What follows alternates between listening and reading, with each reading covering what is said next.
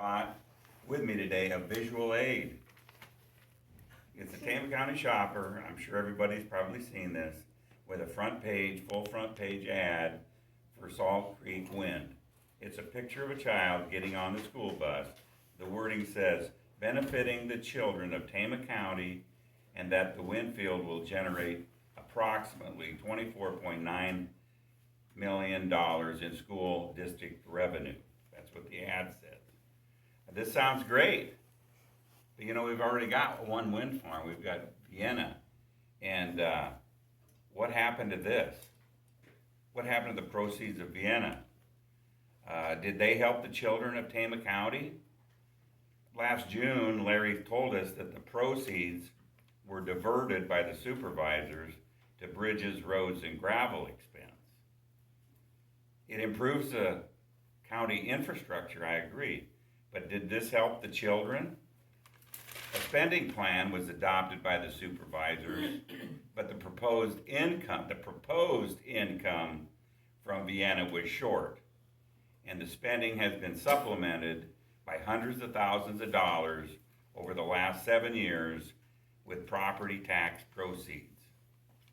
Presently, the Gladbrook School is closed, the children are being bused to Rhinebeck, and Gladbrook has lost a big part of its community. Could you please, explain to the taxpayers of Tama County how the proceeds from Vienna are being spent and your plans for spending the proposed income from the Salt Creek Wind project? I wrote this entirely on my own, so if it's not completely correct, feel free to correct me. Do you have anything to say? To explain this to me? Well, the time we tipped that area for the roads, at that same time, the state was backfilling the potential loss of that increment.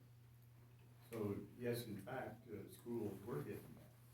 I think GMG and GR, right? Yep. That was the two districts, because that was closest to the Vienna farm.